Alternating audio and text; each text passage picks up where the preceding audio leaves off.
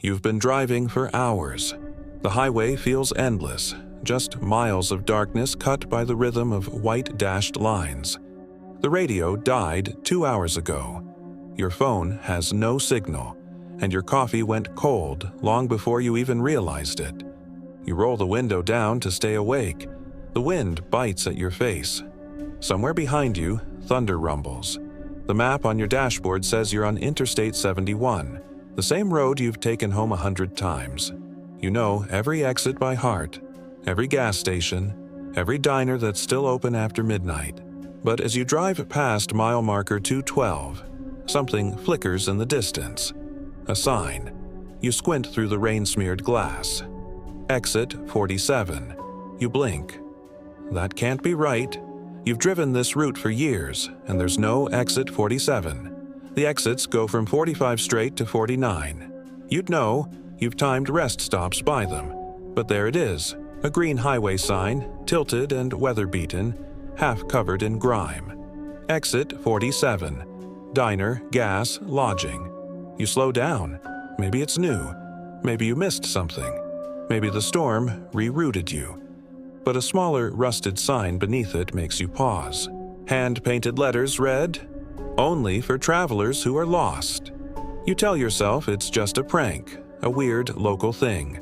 But hunger gnaws at your stomach, and the thought of hot coffee sounds too good to pass up. You flick your blinker and take the exit. The ramp curves too long, way too long. The slope drops steeper, winding downward like a spiral. You check your mirrors. The highway behind you is gone, only blackness. At the bottom, fog rolls across your headlights, and out of it, a diner appears. The sign above it glows faintly through the mist. 47. Diner, in faded red neon. You pull in. There are only a few cars in the lot, but they look wrong. A turquoise station wagon with fins, like something out of the 1950s.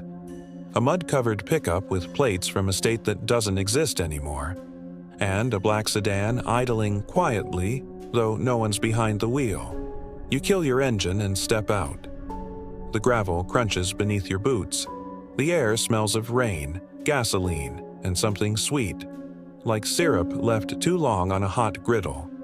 Inside, the bell above the door jingles softly. The diner looks ordinary at first. Red booths, chrome counters, a jukebox humming softly in the corner. But there's something off. The clock on the wall ticks backward. The jukebox repeats the same 3 notes over and over, and the people inside, if you can call them that, are perfectly still. A woman in a wedding dress sits at a booth, her veil yellowed with age.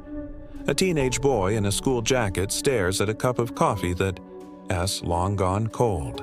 A man in a business suit flips through a blank newspaper. No one speaks. Then a waitress appears from behind the counter. She looks normal, mostly, but her skin is pale like paper and her eyes are the color of milk. Her name tag says Marlene. "Table for one?" she asks, her voice honey smooth but empty. "You must be lost." You hesitate. "Yeah, I guess you could say that." She smiles. "Ain't we all, sugar? Sit wherever you like." You slide into a booth. The vinyl squeaks beneath you. A menu waits on the table, but the cover is blank. You flip it open. Instead of food, the pages list words, emotions, nostalgia, pie, regret burger, second chance special, forgiveness, shake, the last goodbye platter. You laugh nervously. "Cute theme. You got any real food?" The waitress tilts her head. Her smile doesn't reach her eyes. "We only serve what you carry with you." She walks away before you can ask what that means. You glance at the other customers. No one moves, but you notice their plates now, and your stomach turns. The woman in the wedding dress is eating something that looks like white lace soaked in coffee. With each bite, her dress becomes grayer, dirtier.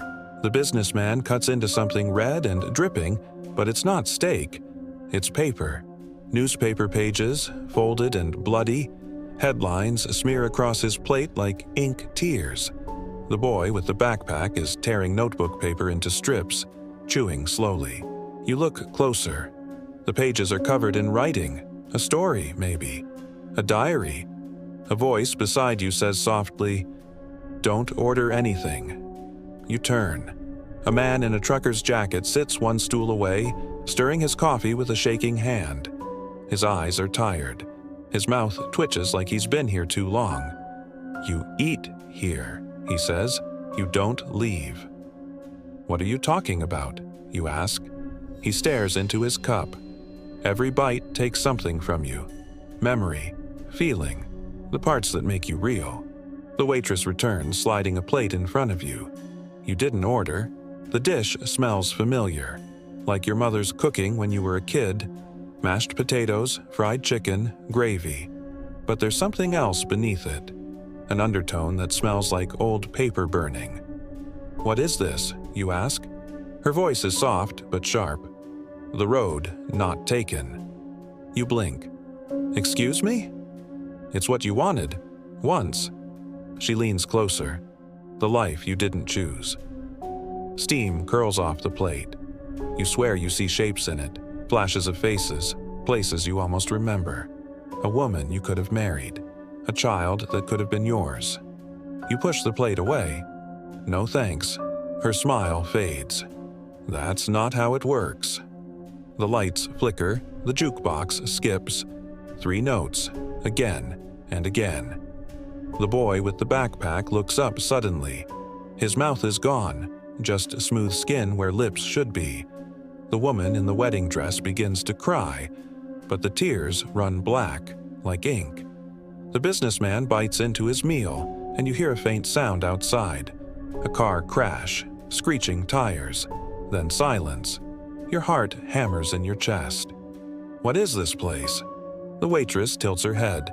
A way station, for those who miss their turn. What turn? She points toward the window. Outside, fog wraps the road in a twisting coil.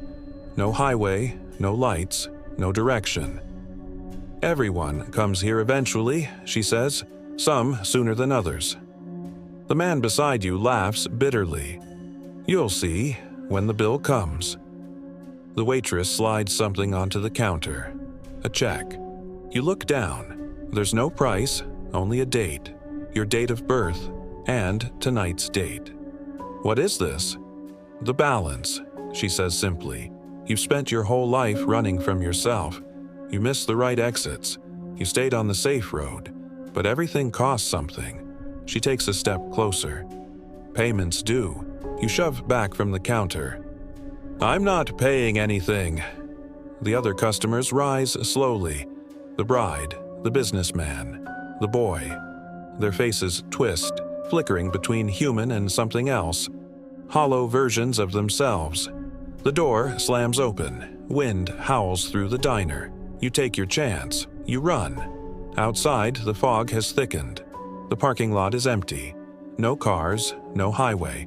Just a single looping road leading back toward the diner. You sprint forward. The gravel crunches, your breath heavy. But when you look back, the diner's lights are still glowing, closer than before. You run harder. But the road bends back on itself, twisting into the same parking lot. You're trapped in a loop. You shout, "Let me out!" From the fog, the waitress's voice echoes. Nobody rests here. They choose. You spin around and she's standing there in the road, apron fluttering, eyes glowing pale. "Choose what?" you yell.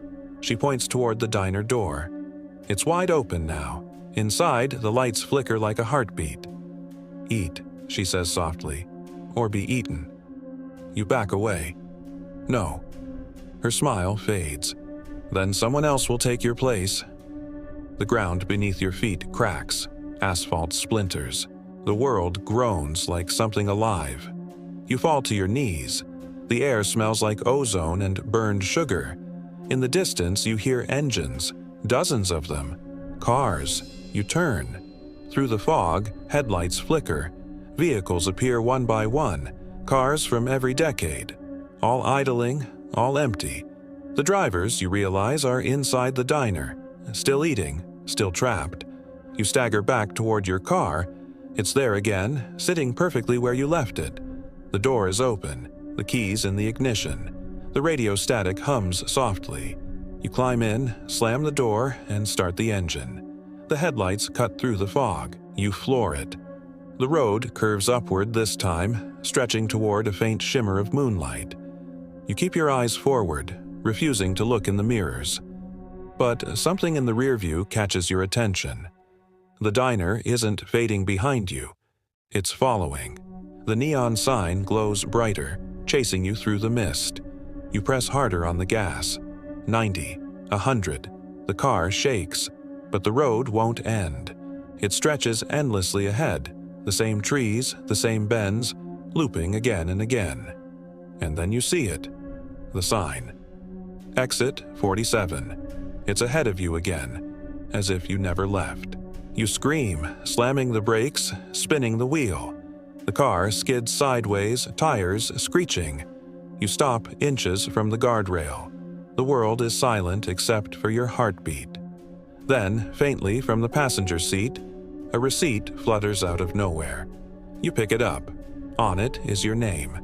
And under total due, just 2 words. Enjoyed the meal. The lights flicker. The car engine dies.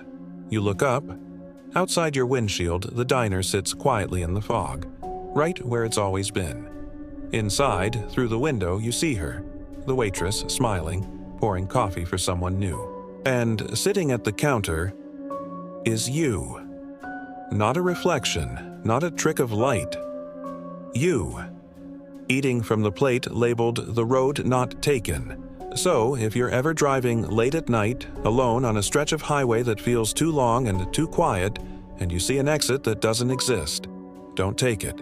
Because if you do, you'll never find your way back. And the only thing you'll ever eat again is yourself. Thanks for watching Cryptic Stories. Don't forget to like, comment, and subscribe for more chilling tales.